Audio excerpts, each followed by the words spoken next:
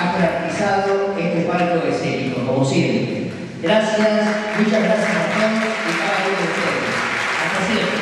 No, hasta siempre no, porque les voy a decir que el domingo 3 de octubre, no, el sábado 3 de octubre, está el maestro con todo el coro y conjuntos de Córdoba además, con entrada libre y gratuita en este centro. Los esperamos a ustedes también.